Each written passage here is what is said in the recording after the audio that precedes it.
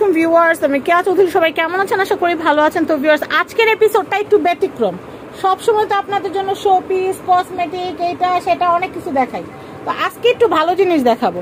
ভালো জিনিস বলতে আজকে আমি আপনাদেরকে দেখাবো আমাদের দৈনন্দিন জীবনের প্রত্যেকটা কাজই কিন্তু আল্লাহর জন্য, আল্লাহকে খুশি করার জন্য যদি আমরা করি, ওটা ইবাদত হিসেবে গণ্য হয়।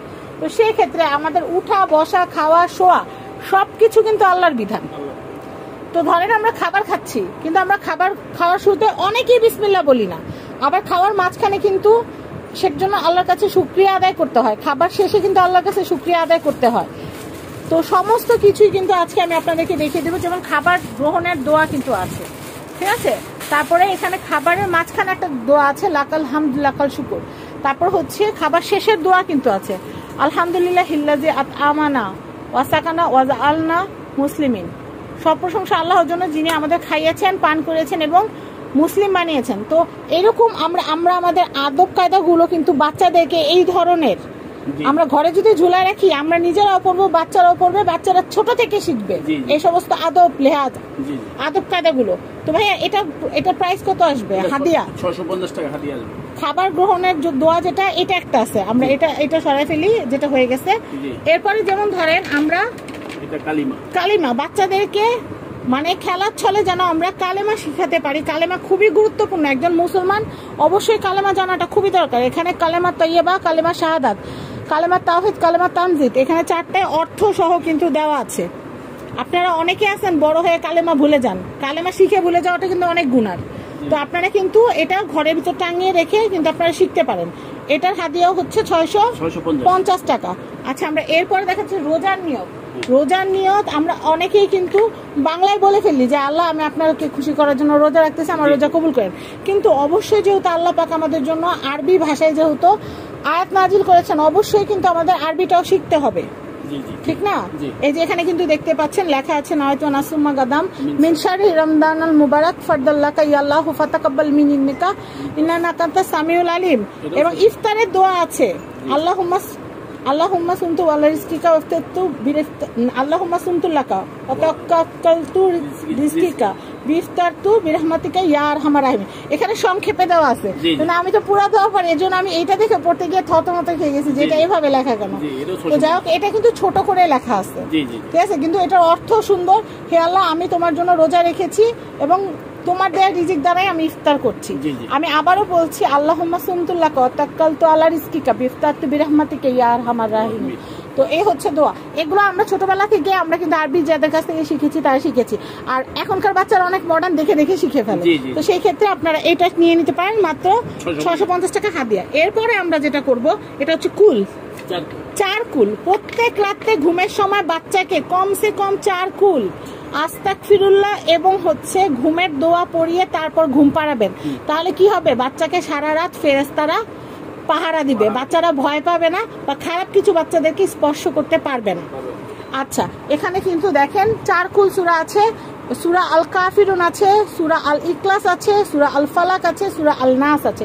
আর নামাজ পড়তে গেলে এই সূরাগুলো আপনাদের অবশ্যই কাজে লাগবে। নামাজ কিন্তু আপনারা এই সূরাগুলো ছাড়া পারবেন না। তো অনেকে আছেন বড় হলে ভুলে যান, সচরাচর হইতেই পারে, সেই ক্ষেত্রে আপনারা ঝালাই নিতে পারেন বা ঘরের একটা দেয়াল আপনি টাঙায় রাখলে আপনি অর্থ সহ, আরবি ভাষা কিন্তু আমরা বুঝি না কারণ আমরা বাঙালি, কিন্তু অর্থটা জানলে কিন্তু আমরা আয়াতের ফজিলতটা জানতে পারবো। তো এটা হচ্ছে 4 কুল, এটা হচ্ছে 650 টাকা হাদিয়া। আচ্ছা, স্ত্রী, সন্তান, পরিবারের জন্য দোয়া, আয়না দেখার দোয়া। এটা জানেন, আয়না দেখে নিজের সুন্দর লাগলে কিন্তু তখন কিন্তু শয়তানের নজর লাগে। তারপর নিজেরা বেশি সুন্দর মনে করলে কিন্তু মানুষ অসুস্থ হয়ে যায়। এই জন্য আয়না দেখারও কিন্তু দোয়া আছে। তো আমরা কিন্তু অবশ্যই দিনে রাতে যখনই আয়না দেখবো, আয়নাটা চেষ্টা করবো পর্দা দিয়ে ঢেকে রাখতে, এটা কিন্তু আমাদের নবীজি বলছেন। আর হচ্ছে আয়না পড়ার একটা দোয়া আছে যে আল্লাহ, আপনি আমার চেহারা সৌন্দর্য দিয়েছেন, অতএব আমার চরিত্র সুন্দর করে দিন। দোয়ার অর্থ আমিন।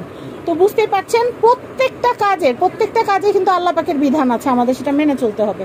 তো এটাও নিতে পারেন, এটার প্রাইস হচ্ছে 650। আমি এরপরটা দেখাচ্ছি, ঘুমানোর দোয়া।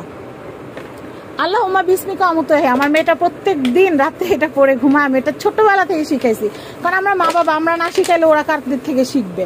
ঘুম থেকে উঠারও কিন্তু দোয়া আছে, এবং ঘুম থেকে উঠা, হঠাৎ আপনি তন্দ্রা থেকে উঠলেন, তখন কিন্তু সুবহানাল্লাহি আলহামদুলিল্লাহি ওয়া লা ইলাহা ইল্লাল্লাহু আকবার ওয়া তুবু ইলাইহি লা হাওলা ওয়ালা কুওয়াতা ইল্লা বিল্লাহিল আলিয়্যিল আযীম যদি পড়েন আল্লাহ পাক অনেক খুশি হয়।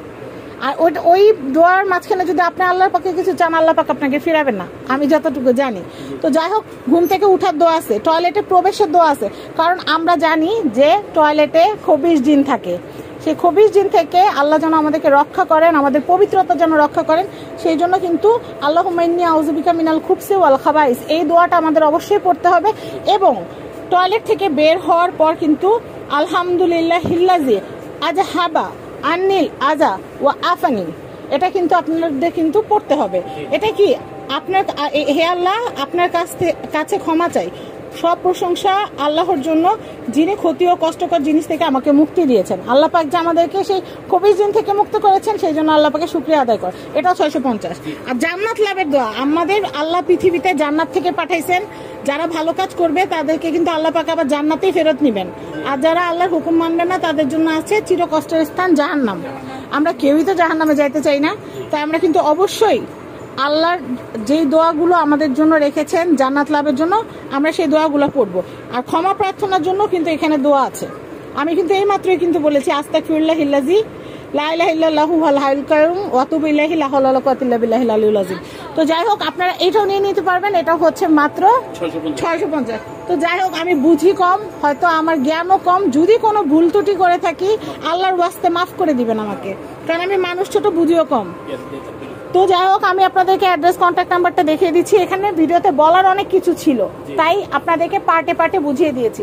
আর আপনারা আপনাদের বাচ্চাদেরকে এগুলো ছোটবেলা থেকেই শিখাবেন, তাই এগুলো আপনারা কিনে ঘরে টাঙিয়ে রাখবেন।